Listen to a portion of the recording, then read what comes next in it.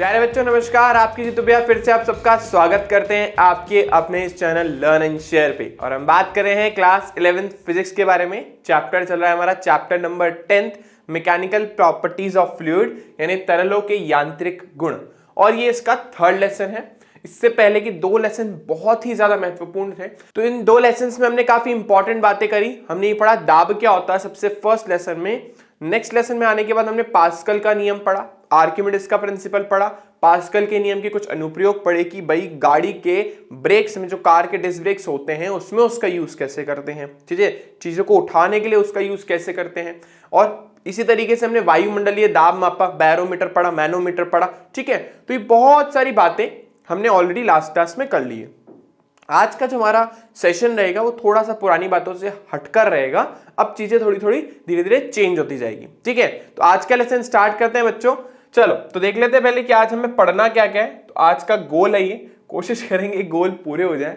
Most probably हम ये 3 गोल तो कर लेंगे।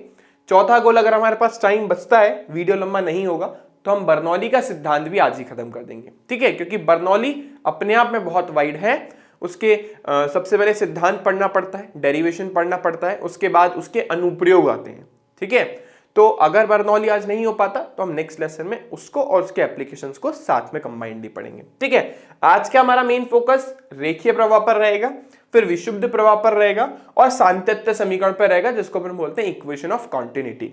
और हुआ तो बर्नौली का सिद्धांत, ठीक है। काफी इंपॉर्टेंट टॉपिक है बर्नौली का सिद्धांत। मतलब आप समझ लीजिए रामबाण है आप लोगों के लिए एग्जाम में पास होने के लिए, अच्छे मार्क्स स्कोर करने के लिए।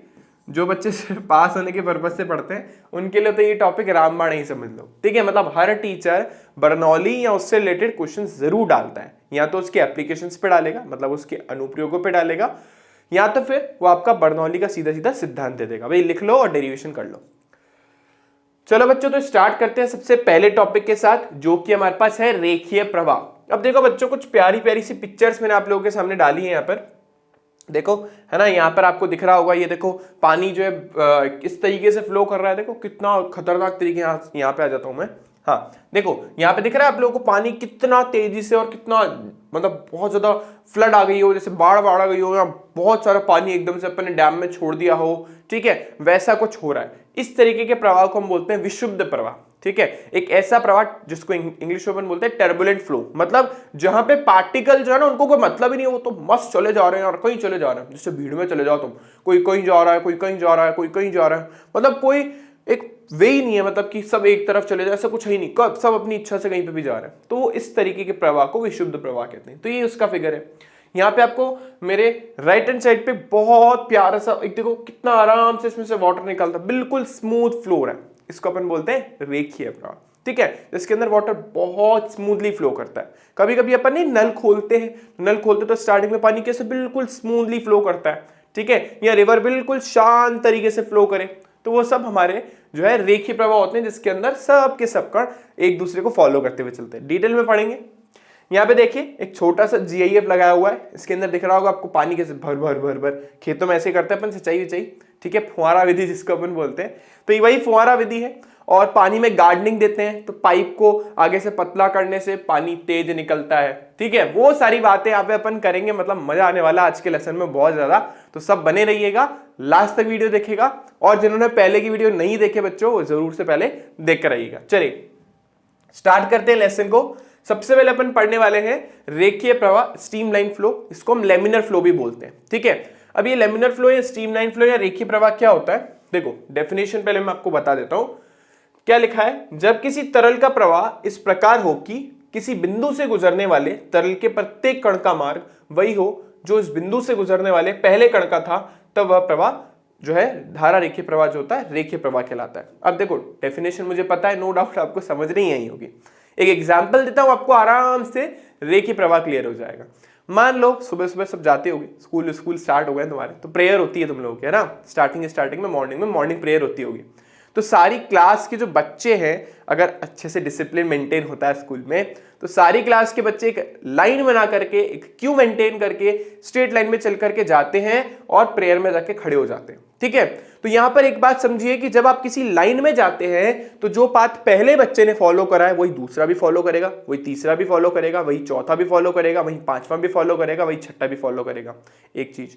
दूसरी चीज, जिस वेग से पहला चल रहा है उसी वेग से दूसरा भी चलेगा, तीसरा भी चलेगा, नहीं तो पहला बच्चा बहुत आगे पहुंच जाएगा, दूसरा पीछे रह जाएगा। ठीक है, तो सबका वेग एक समान होता है, सबकी दिशा एक समान होती है। तो इस तरीके के प्रवाह को हम रेखीय प्रवाह बोलते हैं फ्लूइड के टर्म्स में, यानी तरलों के टर्म्स में, कि भाई पहला कण है उसने किसी पाथ को फॉलो करा है, किसी वेग से चल रहा है, दूसरा भी उसी पॉइंट से जाएगा। देखो यहां पर फ्लूइड में हम थोड़ी सी बात चेंज कर रहे हैं, हम बोल रहे हैं कि जो पहला कण है जिस बिंदु से गुजरा है दूसरा भी उसी बिंदु से गुजरेगा। उनका वेग अलग अलग हो सकता है, नो डाउट, ठीक है, हो सकता है यहां पर उसका वेग कुछ और हो, दूसरे बिंदु पर उसका वेग कुछ और हो, लेकिन सारे के सारे कण जो है एक ही बिंदु से पास होंगे, मतलब उसी पाथ को फॉलो करेंगे जिसको पहला वाला कर रहा है, जिसको दूसरा वाला कर रहा है, जिसको तीसरा वाला कर रहा है। मतलब सबके द्वारा जो भी पथ वो पास जो भी पथ वो चल रहे हैं वो पथ सबके लिए क्या होगा, एक समान होगा। देखो ये लिखा है, जब किसी तरल का प्रवाह इस प्रकार हो कि किसी बिंदु से गुजरने वाले तरल के प्रत्येक कण का मार्ग वही हो, मतलब वो उसी पाथ को फॉलो करे, उसी मार्ग को फॉलो करे जो उससे पहले वाले ने उससे किया था, मतलब जिस रास्ते पे पहला वाला बच्चा चल रहा है उसी पे दूसरा वाला भी चलेगा। ठीक है, तो इसी को अपन क्या बोलते हैं, इसको अपन बोलते हैं रेखीय फ्लो या फिर स्ट्रीमलाइन फ्लो। ये एनसीईआरटी का डायग्राम है बच्चों, यहाँ पे आपको दिख रहा होगा कि किस तरीके से पाथ जो इस तरीके, देखो ऐसे चल रहा है वाटर, ऐसे है ना, इस तरीके से चल रहा है। तो अब देखो हम और एक चीज और, यहाँ पर अगर हम इस तरीके का फ्लो करते हैं जिसके अंदर कर्व लाइंस बनती है, वक्रित रेखाएं बनती हैं, और किसी भी बिंदु पर अगर मुझे तरल की दिशा निकालनी, जैसे वृत्ताकार पथ पे निकालते थे ना, एक उसके ऊपर स्पर्श रेखा खींच देते थे, टेंजेंट खींच देते थे, तो सेम चीज यहां पर भी है, कुछ अलग नहीं है। कि देखो यहां पर जो है उसका वेग की दिशा हम एक टेंजेंट बना के ड्रॉ करते हैं, मतलब एक स्पर्श रेखा ड्रॉ कर देते हैं। यहां पर भी एक स्पर्श रेखा, यहां स्पर्श रेखा, यहां पर स्पर्श रेखा। तो अलग अलग बिंदुओं पर हो सकता है यहां पर वेग अलग हो, यहां पर अलग हो, यहां अलग हो, यहां अलग हो सकता है अलग अलग बिंदुओं पर कण का वेग अलग अलग हो, लेकिन जितने भी कण हैं वो उसी पाथ को फॉलो करेंगे। मतलब अगर ये पहला कण है, मान लो पहला कण है मेरे पास, पहला कण अगर Q से पास हुआ है तो दूसरा भी Q से पास होगा, तीसरा भी Q से पास होगा और चौथा भी Q से ही पास होगा। ठीक है, तो अगर ऐसा हो कि सारे के सारे कण जिससे पहला गुजरा था उसी से दूसरा गुजर जाए, तीसरा भी गुजर जाए, चौथा भी गुजर जाए, या जितने भी कण उससे गुजरने वाले हैं वो अगर सेम पाथ फॉलो करके जाते हैं तो उसको अपन बोलते हैं रेखीय प्रवाह। ठीक है, यानी हमारा स्ट्रीमलाइन फ्लो। ठीक है, लेमिनर फ्लो भी बोलते हैं इसको। यहां पर भी देखिए ये जो चीज है हम थोड़ा आगे इसको और डिटेल में पढ़ेंगे। यहाँ पे क्रॉस सेक्शन एरिया जो है यानी अनुप्रस्थ काट क्षेत्रफल थोड़ा सा कम है, यहाँ पर ज्यादा है, इसके बारे में अपन थोड़ा बात करेंगे सांतत्य समीकरण में, बट बाकी इसमें भी लेमिनर ही हो रहा है। देखो अब देखो पाइप, देखो यहाँ से पतला है, यहाँ से मोटा हो गया पाइप, यहाँ से वापस पतला हो गया, पाइप बना रखा है। लेकिन एक चीज नोटिस करिए, अगर यहाँ से कण गया ना, मतलब इस पाथ को फॉलो कर रहा है, देखो इस पाथ को फॉलो कर रहा है, तो दूसरा भी इसी पाथ को फॉलो करेगा, मतलब सारे के सारे कण इसी पाथ से जाएंगे। ठीक है, हो सकता है देखो अलग अलग बिंदुओं पर इनका जो वेग है वो अलग अलग हो सकता है इस तरीके से, है ना, कि अलग अलग बिंदुओं पर उनका वेग अलग अलग हो, लेकिन सब गुजरेंगे एक ही पाथ से।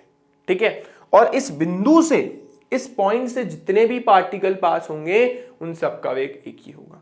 एक बिंदु से गुजरने वाले हर कण का वेग एक समान होता है, उस पथ पर अलग अलग बिंदुओं पर उनका वेग अलग अलग हो सकता है। एग्जाम्पल देता हूं, मान लो बच्चे हैं, ऊपर है तुम्हारी क्लास, ऊपर से जब आप नीचे उतरते हो, मान लो स्टेयर्स पे, सीढ़ियों पे आते आपका वेग कम हो गया या बढ़ गया, कुछ भी हो सकता है, फिर आपको जाना है, आपकी एक पर्टिकुलर पॉइंट पे स्पीड बढ़ गई, तो उस पूरे पाथ में आपका वेग कहीं ज्यादा था, कहीं कम था, कहीं और बढ़ गया, कहीं और कम हो गया, कुछ भी हो सकता है। मतलब उस पाथ में अलग अलग बिंदुओं पर वेग अलग अलग हो सकता है, लेकिन किसी एक बिंदु पर जिस स्पीड से पहला बच्चा गया उसी से दूसरा भी जाएगा, तीसरा भी जाएगा, चौथा भी जाएगा, पांचवा भी जाएगा, छठा भी जाएगा, और जितने भी लाइन में बच्चे हैं।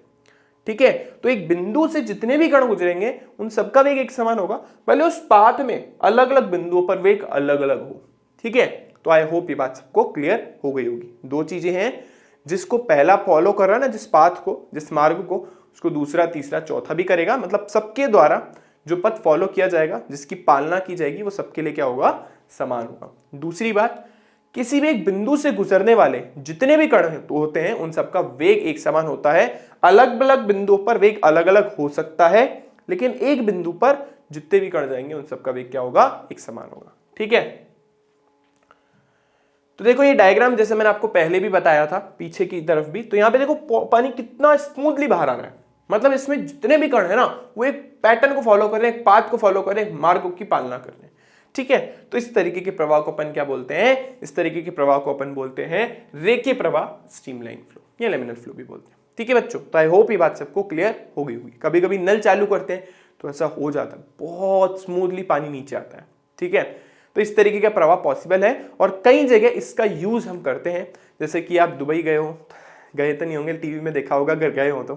ठीक है, तो वहां पे बुर्ज खलीफा जो है वहां पर इस तरीके के पानी के पैटर्न्स दिखते हैं, बाहर की तरफ उन्होंने बना रखा। ठीक है, तो पानी बहुत स्मूथली निकलता है उसमें से, मतलब ऐसा लगता ही नहीं कि वो पानी है। ठीक है, ऐसा लगता है तेल हो, क्योंकि तेल बहुत स्मूथली फ्लो करता है, तो पानी ऐसे निकलता है उसमें से, पूछो मतलब बहुत प्यारा सा पैटर्न बनता है, तो वो लेमिनर फ्लो ही है। ठीक है, तो आई होप ये बात सबको क्लियर हो गई। चलो आगे चलते हैं।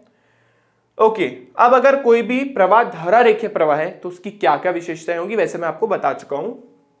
देखो पहला है धारा रेखीय प्रवाह सरल रेखाएं वक्र के रूप में हो सकता है वो स्ट्रेट लाइन मोशन कर रहे हो सबके सब, हो सकता है वो कर्व लाइन कर रहे हो, मतलब हो सकता है कि वो ऐसे चल रहे हो सबके सब कण सरल रेखा में, हो सकता है कर्व में चल रहे हो, कोई फर्क नहीं पड़ता, बस चलनी एक ही पाथ से चाहिए, एक ही मार्ग से चाहिए और एक बिंदु पर सबका वेग समान होना चाहिए एक पर्टिकुलर पॉइंट पे। ठीक है,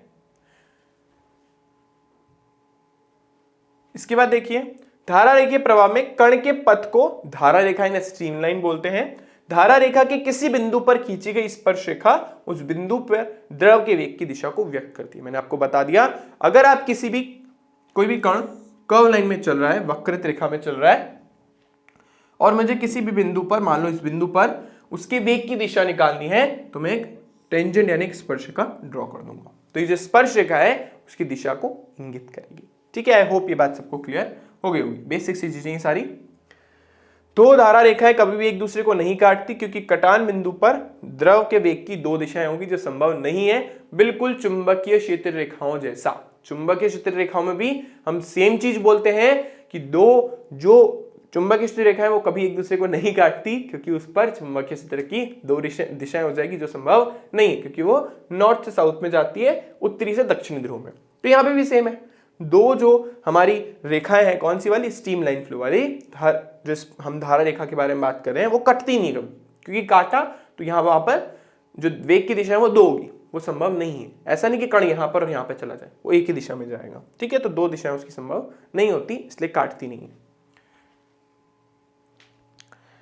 धारा रेखा के विभिन्न बिंदुओं पर द्रव का वेग भिन्न भिन्न हो सकता है। मैंने जैसे आपको बोला कि भिन्न भिन्न बिंदुओं पर वेग भिन्न भिन्न हो सकता है, परंतु धारा रेखा के किसी एक बिंदु पर द्रव का वेग सदैव नियत रहता है। मैं आपको इतनी देर से यही बात बोल रहा हूं, अलग अलग पॉइंट पे अलग अलग वेग हो सकता है, लेकिन एक पॉइंट पे अगर जितने भी कण पास हो रहे हैं उस पॉइंट से, उन सब का वेग एक समान होना चाहिए। ठीक है, ये कंडीशन होती है बहुत ज्यादा इंपॉर्टेंट धारा रेखीय प्रवाह की। ठीक है, चलो, तो धारा रेखीय प्रवाह पे अपन ने काफी डेडिकेशन के साथ टाइम दिया, जितनी पॉसिबिलिटी थी वो सब पढ़ ली। अब आते हैं अपन बेटा विशुद्ध प्रवाह पे। तो हमारा नेक्स्ट टॉपिक है विशुद्ध प्रवाह, जिसको अपन बोलते हैं टर्बुलेंट फ्लो। तो जैसा मैंने अभी आपको बताया था ना, जैसे पानी जैसे डैम से अपन ने छोड़ दिया तो पानी एकदम से नीचे गिरता तो विशुद्ध प्रवाह हो जाता है। आप नल खोलो कभी कभी, ठीक है, मतलब पानी जो है वो कभी ज्यादा कभी कम, मतलब बहुत अजीब तरीके से बाहर निकल रहा है। ठीक है, मतलब प्रॉपर तरीके से प्रॉपर मैनर में नहीं निकल रहा है, तो विशुद्ध प्रवाह हो गया। ठीक है, तो जहां पर एकदम से पानी फ्लो करता है इस तरीके से, मान लो कोई चट्टान है सामने, ठीक है, या कोई ऐसी चीज है जिससे वो टकरा रहा है, तो ऑटोमेटिकली उसका प्रवाह कैसा हो जाएगा, विशुद्ध हो जाएगा। ठीक है, तो देखिए जब किसी तरल का प्रवाह अनियमित हो, रैंडम हो, उसको आप डिफाइन नहीं कर सकते। देखो जैसे मान लो ये पानी जो था सीधा फ्लो कर रहा था, इसका फ्लो कैसा था, धारा रेखीय था, पर मान लो सडनली सामने कोई पत्थर वत्थर आ गया, ठीक है ना, कोई ऐसी चीज आ गई जिससे टकरा रहा है, तो टकराने की वजह से देखो इसका पाथ कुछ ऐसा हो जाएगा। ठीक है ना, सब फिर अनशन जाएंगे, कोई कहीं जा रहा है, कोई कहीं जा रहा है, ठीक है, कोई फिर कहीं जा रहा है, तो मतलब इनका जो पैटर्न है ना वो कुछ अजीब ही हो जाएगा। समझ रहे हैं मेरी बात, सब ऐसे मतलब अलग अलग तरीके से, कोई कहीं कोई कहीं कोई कहीं ऐसे चलने लग जाएगा। तो इस तरीके के प्रवाह को अपन बोलते हैं विशुद्ध। यहाँ तक तो धारा रेखीय था, लेकिन जैसे ही सामने कोई चीज आई तो ये सब आपस में अनियमित हो गए, कोई कहीं जाने लग गया। ठीक है, टीचर दिखी नहीं, सब बच्चे खेलने भाग गए। ठीक है, ऐसा भी होता ही। तो वो सब कैसा प्रवाह है, विशुद्ध प्रवाह। आगे देखिए बच्चों, इस प्रवाह के अंतर्गत कणों की गति अव्यवस्थित होती है, जिससे तरल के भीतर भंवर धाराएं उत्पन्न होती हैं। विशुद्ध प्रवाह में किसी बिंदु पर गुजरने वाले तरल के कणों का वेग समय के साथ नियत नहीं रहता, जबकि उसमें एक बिंदु से जितने भी कण पास हो रहे थे उनका वेग नियत था, यहां पर नियत नहीं रहेगा। ठीक है, ये भंवर वाली जो बात है, ये जो मैंने अभी आपको बताई वही है कि किसी भी बिंदु पर जो कण है वो कुछ इस तरीके से रैंडमली मोशन करते हैं, मतलब भंवर उत्पन्न कर देते हैं। ठीक है ना, भंवर उत्पन्न करने का मतलब ऐसे स्पाइरल सा कुछ बन जाता है, तो वो इन सब केसेस में जनरली बनता है। जब पानी ऊपर से नीचे गिरता है ना डैम से, तो भी ऐसा बनता है। ठीक है, भंवर जैसा यूं बनता है, यूं पैटर्न बनता है ना, नीचे जाकर के पानी ऐसे करेगा यूं। ठीक है ना, तो यहां पर भी भंवर बन जाता है, मतलब यहां पे बहुत सारे पार्टिकल इस तरीके से एक दूसरे से क्लैश करते हैं, कटते हैं। ठीक है, तो भंवर बनता है। तेज बहती नदियों का जल प्रवाह, आंधी तूफान के समय वायु का प्रवाह, ये सब विशुद्ध प्रवाह के एग्जाम्पल हैं, हम ऑलरेडी पढ़ चुके हैं। ठीक है, इसका डायग्राम देख लेते हैं जो मैंने अभी आपको बताया था। ये रहा, देखो किस तरीके से पानी फ्लो कर रहा है, बहुत ही ज्यादा मतलब अजीब ही ढंग से। देखो ये आई गेस हाँ डैम ही बना हुआ है इन लोगों का, और इन लोगों ने डैम खोल दिया एकदम से। ठीक है, तो डैम खोल दिया, तो डैम खोलने से देखो क्या हुआ, काफी सारा पानी बहुत ही बेतरतीब तरीके से, अनियंत्रित तरीके से, अनियमित तरीके से जाया जा रहा है। ठीक है, फ्लड आ गई, बाढ़ आ गई, ऐसा कुछ।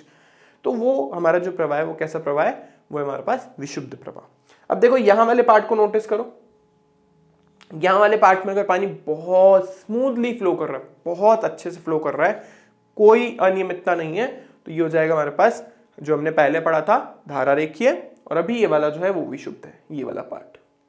ठीक है ना, आई होप सबको इतनी बात क्लियर हो गई होगी।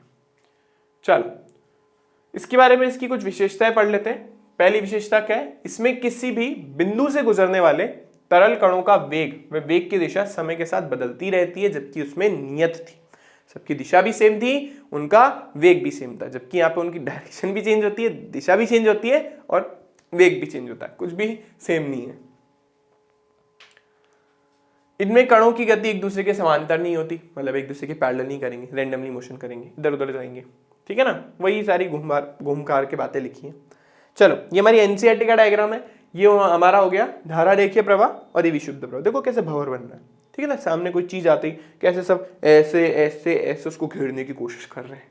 ठीक है, तो इस तरीके से यहाँ पे हमारे पास भंवर बनने लग जाता है अगर हम बात करते हैं हमारे विशुद्ध प्रवाह के बारे में। ठीक है, आई होप ये बात सबको क्लियर हो गई होगी।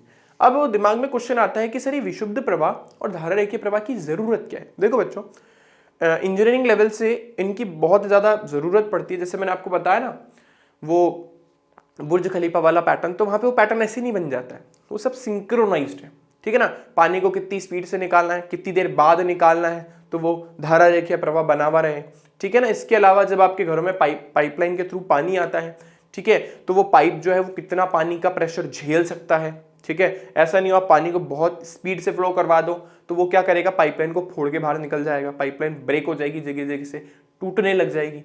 ठीक है, तो इन सब चीजों का इंजीनियरिंग में काफी इफेक्ट पड़ता है। इन सब चीजों को जब अपन पढ़ते हैं ना, तरलों के बारे में, फ्लूइड्स के बारे में, तो ये काफी सारी चीजें अपने को ध्यान में रखनी पड़ती है। अब आप ये समझ लो फिजिक्स की वो ब्रांचेस आप पढ़ रहे हो जो कहीं ना कहीं इंजीनियरिंग से रिलेटेड है। प्रीवियस चैप्टर भी जो था हमने पढ़ा था 9th चैप्टर, मैं 8th की बात नहीं कर रहा हूँ, 9th के बारे में, उसमें भी हमने मटेरियल के बारे में पढ़ा, कौन सा मटेरियल किस टाइम यूज करना है, किससे क्रेन की वायर बनानी है, ठीक है, किससे ब्रिजेस बनाने हैं, वो सब। तो यहाँ पर अपन तरलों का सिलेक्शन करेंगे कि कौन सा तरल मेरे काम का है, कितने वेग से उसको भेजना चाहिए, कितना प्रेशर वो डालेगा, कितना दाब वो डालेगा, वगैरह वगैरह। ठीक है, तो ये दो तरीके के जो हमने प्रवाह पढ़े हैं, रेखीय प्रवाह और विशुद्ध प्रवाह।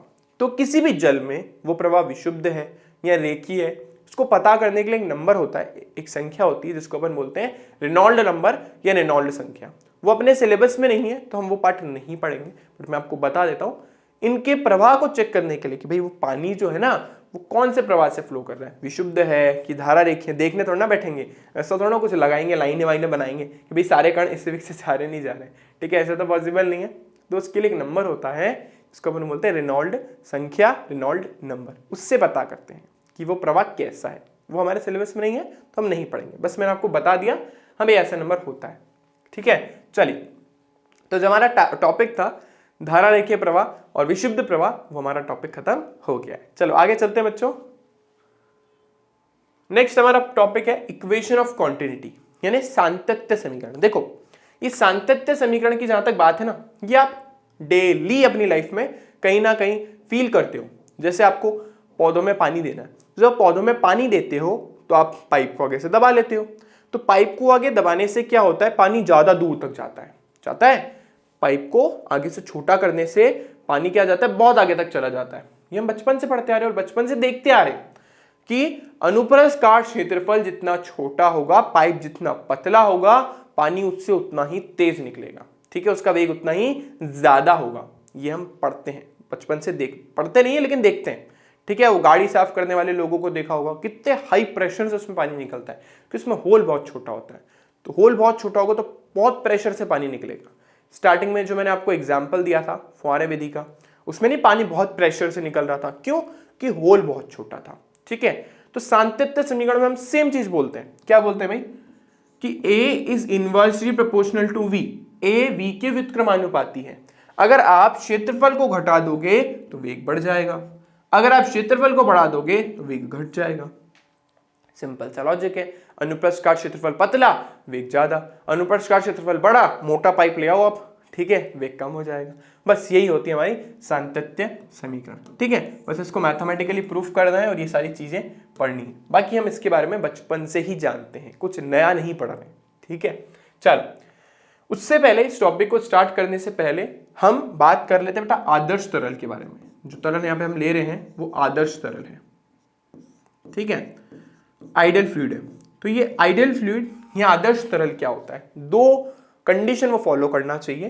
पहला तो वो असंपीड्य होना चाहिए। असंपीड्य का मतलब इनकंप्रेसिबल, आप उसको कंप्रेस ना कर सको, दबा ना सको। वैसे तो ऑलमोस्ट हर फ्लूइड, हर तरल असंपीड्य ही होता है, उनको दबाना मतलब नामुमकिन ही लगभग। दूसरा, उसमें कोई श्यानता नहीं होनी चाहिए। श्यानता इंग्लिश में बोलते हैं विस्कोसिटी। ठीक है ना, मतलब जब दो, मैंने आपको पहले बताया था कि जब दो पानी की सतह एक दूसरे के ऊपर चले तो वो कोई घर्षण बल, मतलब एक तरीके का घर्षण बल ही है, तो एक दूसरे के ऊपर कोई बल ना लगाए, विपरीत बल ना लगाए, एक दूसरे की गति का विरोध ना करें। ठीक है, जैसे दो वस्तुएं सॉलिड के अंदर यानी ठोसों के अंदर घर्षण बल लगाती है, तो यहां पर घर्षण बल का नाम श्यानता है, जो आगे पढ़ेंगे। तो दो जो हमारे पास लेयर हैं, जो दो सतह हैं तरल की, वो एक दूसरे पे किसी तरीके के बल ना लगाए। तो अगर ये कोई भी हमारा तरल दो कंडीशन सेटिस्फाई करता है तो उसको अपन आइडियल फ्लूइड बोल देते हैं, आदर्श तरल बोल देते हैं। ठीक है, पहला वो असंपीड्य होना चाहिए। दूसरा, उनके बीच में किसी तरीके का कोई विरोधी बल नहीं होना चाहिए, कोई श्यानता नहीं होनी चाहिए। अगर ऐसा है तो उसको आदर्श फ्लूइड बोल देंगे। तो हम यहाँ पे अपन जो फ्लूइड ले रहे हैं, जो तरल ले रहे हैं, वो आदर्श है। ठीक है, तो देखो क्या लिखा है, जब कोई असंपीड्य तथा अश्यान, देखो इसका मतलब ही आइडियल फ्लूइड के बारे में बात करें, आदर्श तरल के बारे में बात करें, दोनों चीजें बोली, असंपीड्य होना चाहिए और अश्यान होना चाहिए। ठीक है, तो किसी अश्यान द्रव किसी असमान अनुप्रस्थ काट वाली नली में धारा रेखीय प्रवाह से बह रहा हो, मतलब हमारा जो हमने पीछे पढ़ा था वैसा वो लेमिनर फ्लो कर रहा हो, ठीक है, या स्ट्रीमलाइन फ्लो कर रहा हो, तो नली के प्रत्येक स्थान पर अनुप्रस्थ काट क्षेत्रफल के तथा द्रव के वेग का गुणनफल एक ही होता है। ये बोल रहा है हर बिंदु पर A और V का गुणनफल एक ही रहता है, यानी वो नियत रहता है।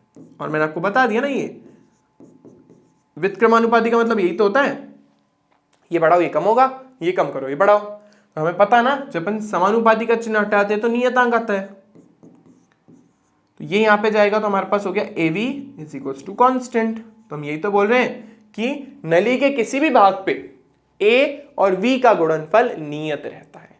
ठीक है, चलो इस चीज को प्रूफ भी कर देते हैं और इसको कंक्लूड कर देते, जो अपन ने बोला। ठीक है, उसको निष्कर्ष निकाल देते हैं उसका। ये देखो, ये रहा, ये हमारे पास एक पाइप है। पाइप के एक तरफ अनुप्रस्थ काट क्षेत्रफल ज्यादा है, एक तरफ अनुप्रस्थ काट क्षेत्रफल कम है। जहां पर अनुप्रस्थ काट क्षेत्रफल ज्यादा है उसको अपन A1 बोल रहे हैं, जहां पर अनुप्रस्थ काट क्षेत्रफल कम है उसको अपन A2 बोल रहे हैं। तो हम क्या बोलते हैं, हम बोलते हैं कि जितना पानी यहां से जा रहा है, ठीक है ना, जितना पानी यहां से जा रहा है उतना ही पानी वहां से निकलना चाहिए किसी भी एक निश्चित समय में। किसी भी एक निश्चित समय में, मान लो मैंने 1 सेकंड बोला, 1 सेकंड में जितना पानी यहां से जाएगा उतना पानी वहां से निकल जाएगा, क्योंकि पानी को बीच में खींचने वाला कोई है ही नहीं। तो जितना मैंने पानी यहां से पुश किया, धक्का दिया जितने पानी को, उतना ही पानी वहां से बाहर निकल आएगा। ये तो हम बोलते हैं। इसका मतलब तरल के प्रवाह की जो दर है वो नियत रहनी चाहिए। हम क्या बोल रहे हैं? तरल के प्रवाह की दर, तरल के प्रवाह की दर नियत रहनी चाहिए। इसका क्या मतलब है?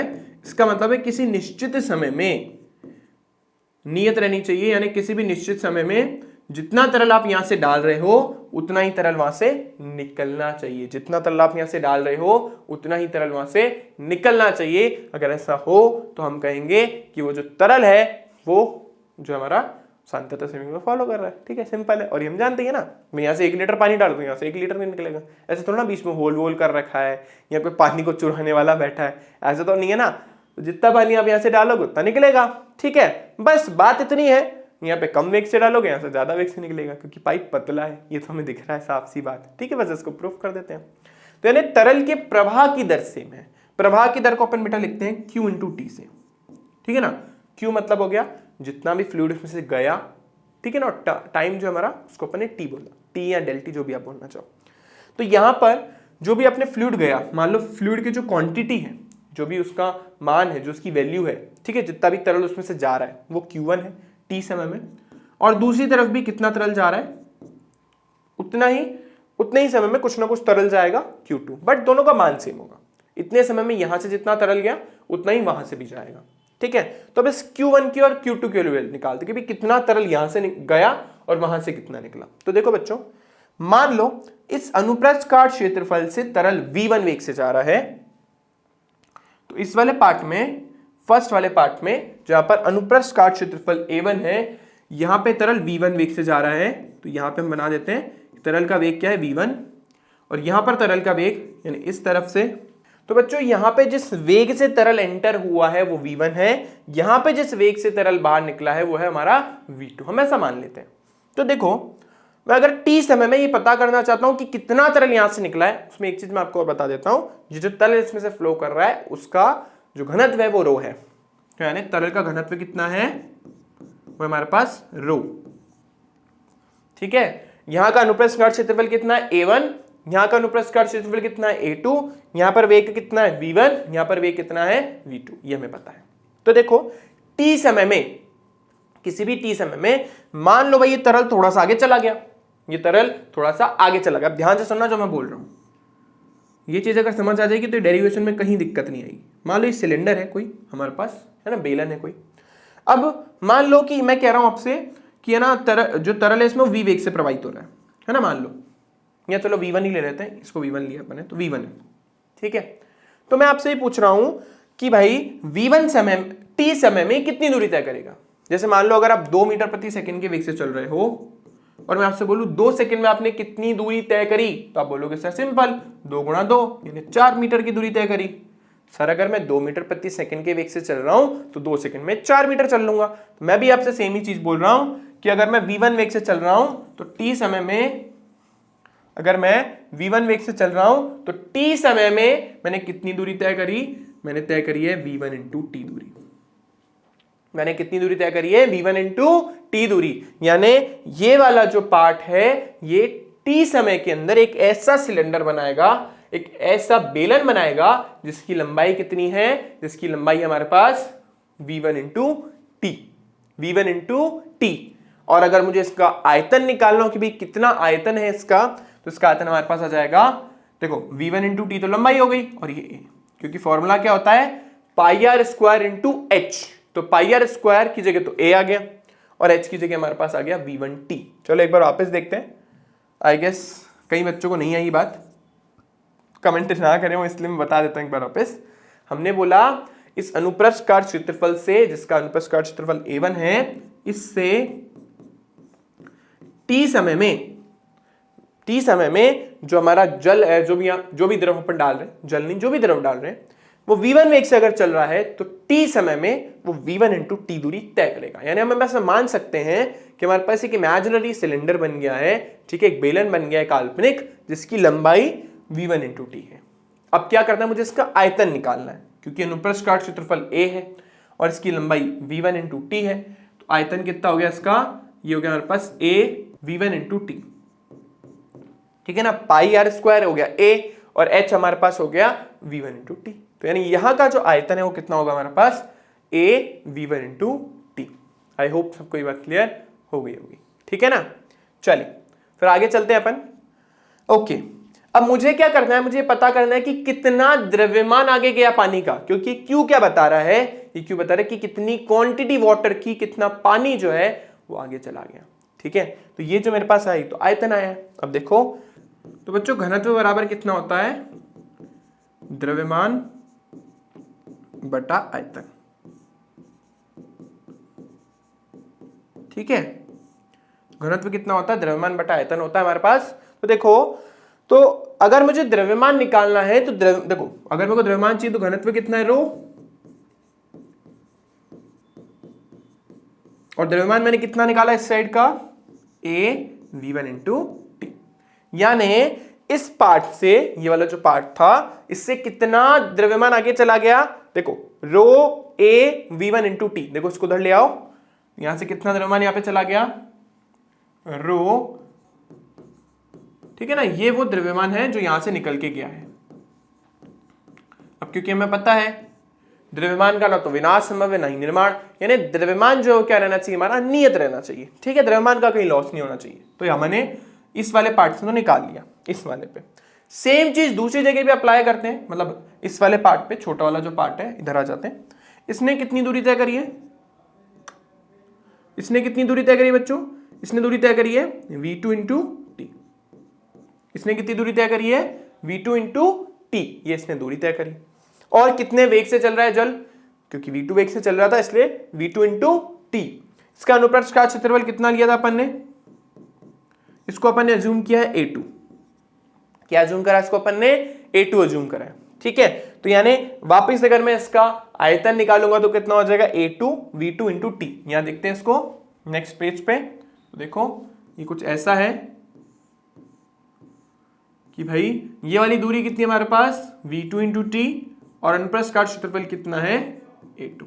सेम तरीके से निकालेंगे बिल्कुल जैसे पहले किया था। दूसरे के केस में द्रव्यमान हमारे पास आ जाएगा सेम तरीके से रो a v2 इंटू टी। मैं वापस बता देता हूं, हमें द्रव्यमान चाहिए था, घनत्व इंटू आयतन चाहिए। तो हम जब बात कर रहे हैं आयतन की, घनत्व तो मुझे पता है रो है, आयतन जब मुझे चाहिए तो मैंने मान लिया घन एक सिलेंडर है, एक बेलन है, तो इसकी लंबाई कितनी हो गई, v2 इंटू टी, और अनुप्रस्थ काट क्षेत्रफल कितना हो गया, a2। आयतन कितना हो गया, v2t इंटू a2, ठीक है। ये हमारा इसका क्या हो गया, आयतन हो गया, ठीक है। तो आई होप ये बात सबको क्लियर हो गई होगी। तो अब जिस चीज को यहां पे अगर हम रखें, ये रख, इस चीज को अगर हम यहां पे रखें तो हम बोल सकते हैं कि द्रव्यमान का, क्योंकि विनाश और निर्माण तो संभव नहीं है, तो रो a v1t किसके बराबर होगा, रो a v2 इंटू टी, ठीक है। यहां पे देख लो साफ साफ समझ आ रहा है, v से v मर गया, रो से रो मर गया, इसको हमने a1 लिया है और इसको हमने a2 लिया है ना, वो लिखा नहीं हमने, ठीक है, क्योंकि इसका अनुप्रस्थ काट क्षेत्रफल a2 था। तो देखो यहां से हमें क्या मिला, a1 v1 is equals to a2 v2, और हम यही तो प्रूफ करना चाहते थे कि हर जगह क्षेत्रफल और हमारा जो वेग है उसका गुणनफल नियत रहता है। अगर कभी भी ऐसा आ जाए तो हम बोल सकते हैं कि ए बी जो है उनका गुणनफल किसके बराबर होता है, नियतांक के, कांस्टेंट के। और अगर ऐसा हो तो उल्टा सोचो, हम ऐसा लिख सकते हैं ना, क्यों, क्योंकि हमें पता है, क्या पता है हमें, कि जो ए है वो किसके बराबर होता है, कांस्टेंट अपॉन वी के, यानी ए व्युत्क्रमानुपाती हो गया वी के।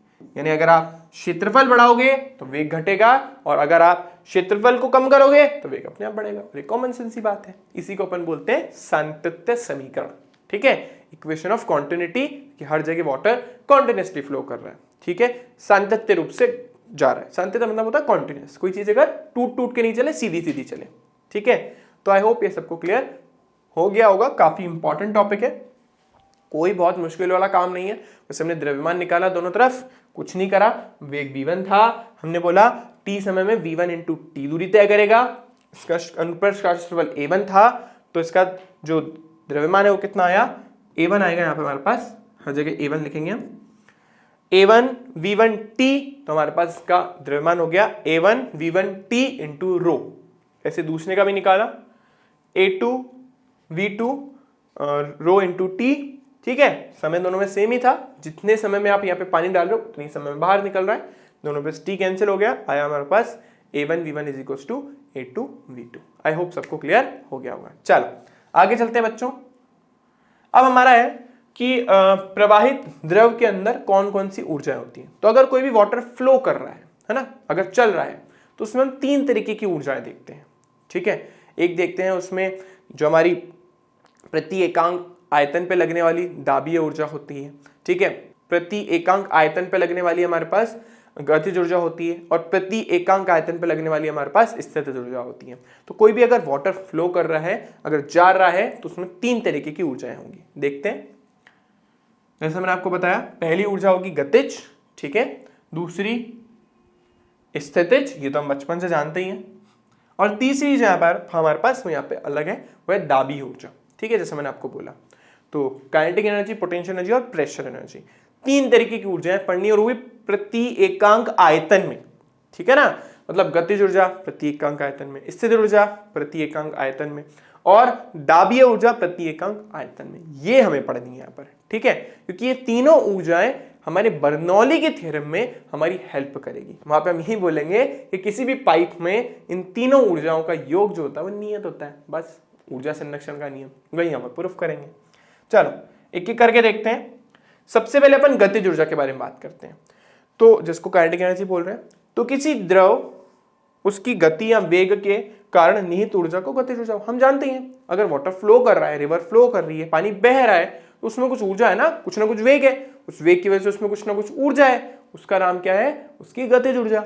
ठीक है, तो अगर किसी m द्रव्यमान का वेग जो है धारा रेखीय प्रवाह से बह रहा हो, तब उसकी गतिज ऊर्जा हमारी कितनी हो जाएगी, उसकी गतिज ऊर्जा आएगी हमारे पास हाफ mv²। सिंपल, अगर द्रव्यमान m है, v वेग से प्रवाहित हो रहा है, तो उसमें गतिज ऊर्जा कितनी हो गई, हाफ mv²। लेकिन यहां पर हम जो एनर्जी निकालने में इंटरेस्टेड हैं, वो गतिज ऊर्जा प्रति एकांक आयतन निकालने में इंटरेस्टेड है। तो मैं क्या बोल रहा हूं, गतिज ऊर्जा एकांक आयतन में। ठीक है ना, किसमें, एकांक आयतन में। एकांक आयतन का मतलब हो गया कि आप इस काइनेटिक एनर्जी को, गतिज ऊर्जा को आयतन v से डिवाइड करोगे, भाग दोगे। तो देखो क्या मिला हमें, हाफ mv² अपॉन बड़ा वाला v। v बड़ा वाला v किसको बता रहा है, आयतन को, छोटा वाला v किसको बता रहा है, वेग को। ठीक है, दोनों में अंतर है। तो देखो द्रव्यमान बटा आयतन, द्रव्यमान बटा आयतन क्या बताता है हमें, घनत्व। इसका मतलब इस m बटा v को मैं क्या लिख सकता हूं, रो लिख सकता हूं। पर लिख देते हैं हम यहाँ पे, हम यहाँ क्या लिखेंगे, हमने लिखा हाफ m अपॉन v, और ये हमारे पास हो गया v², तो बन गया हमारे पास हाफ रो v²। ये हमारे काम का, जब पे रो क्या हमारा, घनत्व। ठीक है, तो ये एकांक आयतन की हमारे पास क्या आ गई, गतिज ऊर्जा आ गई हाफ, एक मतलब 1/2 रो v²। ये हमारे काम की है। ठीक है, ऐसी अगर मान लो आपकी टंकी है ऊपर, हमारे घरों में पानी कैसे आता है, एक पर्टिकुलर रीजन में, एरिया में एक बड़ी टंकी लगी हुई होती है, उस बड़ी सारी टंकी में पानी भर दिया जाता है। जब सप्लाई करनी होती है तो उसमें से पानी को छोड़ दिया जाता है, तो पानी काफी स्पीड से नीचे आता है। क्यों, क्योंकि किसी ऊंचाई पर रखने पर उसके पास कौन सी ऊर्जा आ गई, स्थितिज ऊर्जा, जैसे हम पढ़ते हैं। तो पानी को किसी हाइट पे रखने पर, जैसे डैम हुआ, ठीक है ना, डैम मतलब बांध हुआ, बांध में भी तो किसी ऊंचाई पे पानी को रखते हैं, फिर एकदम से छोड़ देते हैं, तो वो स्थितिज ऊर्जा किस में कन्वर्ट हो जाती है, गतिज ऊर्जा में। ठीक है, तो स्थितिज ऊर्जा कब होगी, जो पृथ्वी की सतह से किसी ना किसी ऊंचाई पर होगा। देखिए, किसी द्रव में पृथ्वी की सतह से किसी ऊंचाई पर या उसकी स्थिति के कारण उसमें जो एनर्जी होगी, उसको अपन क्या बोलेंगे, स्थितिज ऊर्जा बोलेंगे। यदि बहते हुए द्रव का द्रव्यमान m है हमारे पास आएगा द्रव्यमान m हो, और पृथ्वी तल से उसकी ऊंचाई कितनी हमारे पास h हो, अगर उसका द्रव्यमान कितना हो, m हो, और उसकी ऊंचाई हमारे पास कितनी हो, h हो, तो उसकी स्थिर ऊर्जा कितनी होगी, mgh, ऑब्वियसली। बट अगर मुझे प्रति एकांक आयतन की अगर स्थिर ऊर्जा निकालनी, हम द्रव्यमान की निकालने में इंटरेस्टेड नहीं, हम किसकी ऊर्जा निकालने में इंटरेस्टेड हैं, हम यहाँ पे प्रति एकांक आयतन की ऊर्जा निकालने में इंटरेस्टेड है। ठीक है ना। मुझे प्रति एकांक द्रव्यमान की नहीं चाहिए, मुझे प्रति एकांक आयतन की ऊर्जा चाहिए। तो देखो हमने स्थिर ऊर्जा पढ़ी mgh, तो मुझे प्रति एकांक आयतन की चाहिए, तो मैं इसको आयतन से डिवाइड कर दूंगा। तो मुझे क्या मिला mgh अपॉन v, और m बटा v क्या बना, ये m है, ये बड़ा वाला v है, वापस क्या बन गया हमारे पास रो जी एच। तो आई होप ये बात सबको क्लियर हो गई होगी, रो जी एच कहां से आया और कैसे आया। ठीक है, तो ये मैं आपसे क्यों निकलवा रहा हूं, क्योंकि बर्नौली में हम यही पढ़ने वाले हैं, प्रति एकांक आयतन की स्थिर ऊर्जा, प्रति एकांक आयतन की गतिज ऊर्जा, प्रति एकांक आयतन की दाबीय ऊर्जा का योग नियत रहता है। यही है उसका स्टेटमेंट। तो यानी यहां से निकाला ना हाफ रो वी स्क्वायर, यहां से निकाला रो जी एच, और दाबीय ऊर्जा में खुद दाबी आ जाएगा, इन तीनों का योग ही नियत रहेगा। ठीक है, इसलिए मैं आपको ये पढ़ा रहा हूं, एनसीईआरटी में से अलग से नहीं लिखा है, पर पढ़ना जरूरी है, आपको पता होना चाहिए, तभी आप उसके साथ डील कर पाओगे बर्नौली के साथ। चलिए लास्ट है हमारे पास दाबीय ऊर्जा। तो दाबीय ऊर्जा क्यों होगी, देखो बहुत सिंपल सा रीजन है। अगर आपको मान लो ये आपका पाइप है, ठीक है ना, और पाइप से आपको क्या करना है, पानी को ऊपर चढ़ाना है। सब जानते हो मोटर से घर पे चढ़ाते होगे पानी। तो जब अपन मोटर से पानी को ऊपर चढ़ाते हैं तो पानी ऐसे तो ऊपर जाएगा नहीं, ठीक है, ऐसे तो नहीं आप बस पानी चालू कर दो और ऊपर चला जाएगा। आपको क्या करना पड़ेगा, उसके ऊपर कुछ ना कुछ दाब लगाना पड़ेगा। आप जब दाब लगाओगे ना उसके ऊपर, तो पानी ऊपर जाएगा, है ना, तभी तो पानी ऊपर जाएगा। जब आप उसको धक्का देने की कोशिश करोगे, पुश करने की कोशिश करोगे, वो मोटर करती है, मोटर पानी को पुश करती है, धक्का देती है कि तू ऊपर जा ऊपर जा। ठीक है, तो दाबीय ऊर्जा का मतलब क्या है, दाबीय ऊर्जा का मतलब है कि अगर हम किसी द्रव पे कोई दाब लगाते हैं, ठीक है, कोई प्रेशर लगाते हैं, उसकी वजह से उसमें जो एनर्जी आ जाती है उसको दाबीय ऊर्जा बोलते हैं। ठीक है, तो देखिए क्या है हमारे पास, इसका मान द्रव को दाब के विरुद्ध बिना उसके वेग में परिवर्तन किए गए कार्य के बराबर होती है। इसका क्या मतलब है भाई, मैं चाहता हूं कि मैं द्रव को क्या करना चाहता हूं, धक्का देना चाहता हूं। धक्का दूंगा तो ऑब्वियस सी बात है मुझे कुछ ना कुछ काम करना पड़ेगा। ठीक है, तो जो मुझे काम करना पड़ेगा ना, वही उसके अंदर एनर्जी की फॉर्म में स्टोर हो जाएगा। तो आपने जो काम किया ना, वही उसकी दाबीय ऊर्जा है। तो आपने कितना काम किया, मान लो ये आपका पाइप था, है ना, ये पाइप है आपका, तो आपने पाइप में मान लो कुछ दबाव डाला, प्रेशर डाला। ठीक है, ठीक है, आपने दबाव डाला, मतलब दबाव डाल के अपने पानी को आगे की तरफ पुश करने की कोशिश की, और मान लो जो द्रव है हमारा वो इतनी ऊंचाई तक, मतलब यहाँ इतनी लंबाई तक आगे की तरफ चला गया, मान लो एक्स जो हमारा दूरी है उस तक चला गया। तो आपने काम कितना करा, ये किसके बराबर बोला, बल इंटू विस्थापन के बराबर होता है, राइट। और दाब किसके बराबर, अच्छा इसके अनुप्रस्थ का क्षेत्रफल कितना है, मान लो ए है। ठीक है, तो देखो जो हमारा दाब होता है वो किसके बराबर होता है, बल बट्टा क्षेत्रफल के। ऐसे बल कितना आया, P इंटू ए। तो देखो जो कार्य हमारा वो किसके बराबर हो गया, पी ए इंटू एक्स। हमने बोला हमने उसको धक्का देने में कुछ काम किया, वो काम किसके बराबर है, बल इंटू विस्थापन के, लेकिन किसके विरुद्ध कर रहा हूं मैं, प्रेशर के अगेंस्ट। ठीक है, दाब के अगेंस्ट काम कर रहा हूं, तो मुझे दाब के विरुद्ध काम करना पड़ेगा। दाब कितना लग रहा था, पी लग रहा था, वो प्रेशर जो था वो पानी को नीचे धकेलने की कोशिश कर रहा था, मुझे उसको ऊपर पुश करना है। पानी तो नीचे आना चाहता है लेकिन मैं उसको ऊपर पुश कर रहा हूं। ठीक है, तो उसके अंदर मुझे कितना बल लगाना पड़ा, F बराबर P इंटू ए, क्योंकि दाब किसके बराबर होता है, बल बटा क्षेत्रफल की। उसको यहां पर रखा हमने, तो ये आ गया हमारे पास P A X। अब ध्यान से सुनो, ये जो हमारी X, जैसे मैंने आपको ली X लंबाई है, A अनुप्रस्थ काट क्षेत्रफल है, वापस देखो एक क्या बन गया हमारे पास, एक तरीके का बेलन। तो यानी ये जो आपका X इंटू ए है, ये किसको बता रहा है, आयतन को, V को। V क्या यहाँ पे, आयतन। तो इसका मतलब यहां पे हम इसको लिख सकते हैं P इंटू वी, यानी दाबीय ऊर्जा जो होती है वो आपके द्वारा द्रव के विरुद्ध किए गए कार्य के बराबर होती है, बस उसका वेग आपको चेंज नहीं करना है। ठीक है, वेग में परिवर्तन किए बिना दाब के विरुद्ध आपने जो काम किया है वही उसकी दाबीय ऊर्जा होती है, और वो P इंटू वी के बराबर होती है। एकांक आयतन की दाबीय ऊर्जा कितने के बराबर हो जाएगी, वो हमारे पास बराबर हो जाएगी, अलग पार्ट है हमारे पास, तो वो किसके बराबर हो जाएगी हमारे पास, वो हमारे पास हो जाएगी, जो हमने W निकाला उसको किससे डिवाइड कर देंगे हम, V से। तो हमारे पास हो गया PV अपॉन V, यानी खुद प्रेशर यानी दाब के इक्वल। तो यानी हमने तीन तरीके की ऊर्जाएं पढ़ी, गतिज ऊर्जा, स्थितिज ऊर्जा और थर्ड हमारी दाबीय ऊर्जा। हमने तीनों का प्रति एकांक आयतन में ऊर्जा निकाली। तो प्रति एकांक आयतन में स्थिर ऊर्जा 1/2 रो वी स्क्वायर, हमारे पास प्रति एकांक आयतन में गतिज ऊर्जा आई 1/2 रो वी स्क्वायर, इससे जो ऊर्जा आई रो जी एच, और दाबीय ऊर्जा प्रति एकांक आयतन में खुद दाब के बराबर है। होती क्या दाबीय ऊर्जा? उस दाब के विरुद्ध उस जो भी मोटर लगा रखी है आप जो कर रहे हो उसको धक्का दे रहे हो उसके लिए किया गया कार्य। ठीक है, वाई पी गुणा वी के, वी से डिवाइड करते में क्या मिल गया? पी। अब जो बर्नौली है वो यही बोलेगा कि इन तीनों ऊर्जाओं का योग नियत रहता है, जो हम करेंगे नेक्स्ट क्लास में, क्योंकि मैंने आपको बोला था अगर लेसन लंबा होता है तो हम इस चीज को नेक्स्ट क्लास में कंटिन्यू करेंगे। ठीक है, ये लेसन काफी लंबा हो रहा है और फिर ये 1 घंटा क्रॉस करके चला जाता है, जो कि अच्छी बात नहीं है। डेरिवेशन कराऊंगा तो आधा घंटा खर्च हो जाएगा, तो ये हम पढ़ेंगे नेक्स्ट क्लास में। स्टेटमेंट मैं आपको बता देता हूं, सिंपल सा है।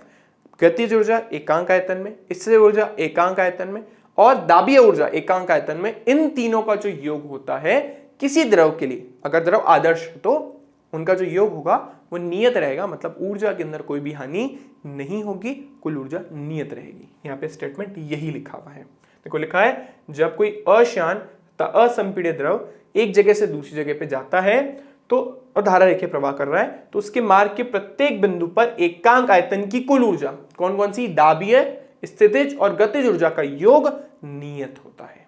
ठीक है, यानी हम बोलेंगे half 1/2 rho v square plus rho g h और प्लस पी, ये नियत रहेगा, ये कांस्टेंट रहेगा, और ये हम प्रूफ करेंगे नेक्स्ट क्लास में। अभी की क्लास में प्रूफ नहीं करेंगे, प्रूफ आएगा हमारा नेक्स्ट क्लास में। चलिए बच्चों, तो आई होप सबको मजा आया होगा और सबने एंजॉय किया होगा पढ़ाई करते करते। ठीक है, चलिए मिलते हैं आप लोगों से नेक्स्ट क्लास में। और अगर वीडियो अच्छा लग रहा है तो लाइक कीजिए, शेयर कीजिए, कमेंट कीजिए। कोई भी प्रॉब्लम आती है तो ज्यादा से ज्यादा फ्रेंड्स के साथ शेयर करना है। फ्री एजुकेशन मिल रही है तो सबको मिलनी चाहिए।